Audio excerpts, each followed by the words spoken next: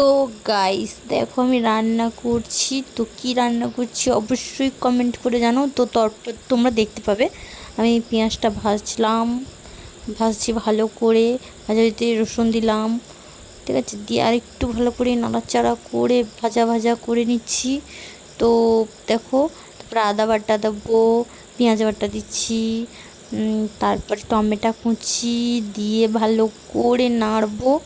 নেড়ে চেড়ে ভালো করে একটু কষা কষা কষা কষা মতো, মানে একটু ভাজা ভাজা মতো হলে, আর তারপরে একটু ভাজা ভাজা মতো হয়ে গেল, মানে আদাটার যাতে গন্ধটা চলে যায়, ওই জন্য একটু ভাজা ভাজা মতো হয়ে যাচ্ছে। হয়ে গেলে এবারে দিয়ে দেবো পরিমাণ মতো নুন। তোমাদের যতটা পরিমাণ তোমরা ততটাই দেবে। আমার অতটাই ছিল, মানে অতটাই পরিমাণে আমার লাগবে, তাই অতটাই দিয়েছি। তো এবার দেব হলুদ গুঁড়ো। তো গাইস দেখো, এবার আমি একটু হলুদ গুঁড়ো দিয়ে দিলাম। তো হলুদ গুঁড়ো দিয়ে এলাম পরিমাণ মতো, যেটুকু তোমাদের লাগবে সেটুকুই পরিমাণ মতো দেবে। আমার এটুকুই লাগছে, আমি এটুকুই দিচ্ছি। তো তারপরে দেখো, হলুদ গুঁড়ো লঙ্কা গুঁড়ো তো সব, হলুদ গুঁড়ো নুন দেওয়া হয়ে গেল। তো দেওয়ার পরে এবারে দিলাম লঙ্কা গুঁড়োটা চামচে করে দিইনি, বাট একটু ঢাকাই করেই দিয়ে দিচ্ছি। তো লঙ্কা গুঁড়োটা দিয়ে দিচ্ছি, দিয়ে এবারে একটু নাড়াচাড়া করব, ভালো করে নাড়াচাড়া করতে হবে। লঙ্কা গুঁড়ো একটু কম হচ্ছিলো, তাই জন্য একটু বেশি করে দিয়ে দিলাম। তো তারপরে দেখো, এবার আমি খুব সুন্দর করে নাড়াচাড়া মতো, মানে নেড়ে ভালো করে কষিয়ে দেবো। তারপরে একটু জিরে গুঁড়ো দিয়ে দিলাম, জিরে গুঁড়োটা দিতে ভুলে গেছিলাম। তো বাট আবার জিরে গুঁড়োটা দিয়ে দিলাম, অ্যাড করলাম। তারপর ধনে গুঁড়ো একটু দিলাম। তো দেওয়ার পরে প্যাকেট দিয়ে দিচ্ছিলাম, ঢালা হয়নি, তো প্যাকেট দিয়ে দিচ্ছিলাম। তো এবার কষিয়ে ভালো করে কষতে হবে, ভালো করে এবার কষবো। কষে একটু সাঁই গরম মশলা দিয়ে দিলাম, টেস্টিটা একটু ভালো হয়। সাঁই গরম মশলাটা দিয়ে দেবো। এইবারে জাস্ট কষে নেবো। এবার কষার পালা।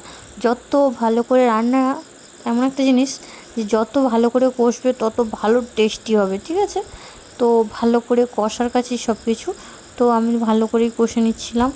কষে পাশ থেকে যখন তেল ছাড়তে আরম্ভ করে দেবে, আমার হালকা হালকা করে আমি একটু জল দিয়ে দিলাম, যাতে না মশলাটা লেগে যায় আর কি।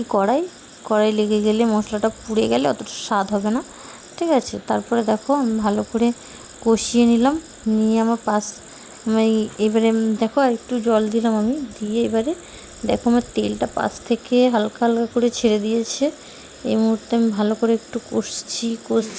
তো সকালে আমি রান্না করছিলাম এটা, জামাই ষষ্ঠীর সকালে। তো কষা হয়ে গেছে, আমি বলছিলাম মাকে যে কষা হয়ে গেছে। তো গাইস, আমার তো দেখে কি জিভে জল আসছিল। তো এবার চলো মাংসটা দিয়ে দেবো। আমি মাংসটা মানে আমি আমি লেবু মাখিয়ে রেখেছিলাম, আর একটু কেওড়া জল দিয়ে রেখে দিয়েছিলাম। তো দিয়ে এবার অনেকক্ষণ রেখে দিয়েছিলাম, দিয়ে এবার কষিয়ে নেবো ভালো করে। ভালো করে ম্যারিনেট করে নিতে হবে, কেননা ওর সাথে দেখো একটু চিকেন মশলা জল বেরিয়ে যাচ্ছে, বাট হয়ে যাচ্ছে। আমি অনেকক্ষণ ধরে করছিলাম।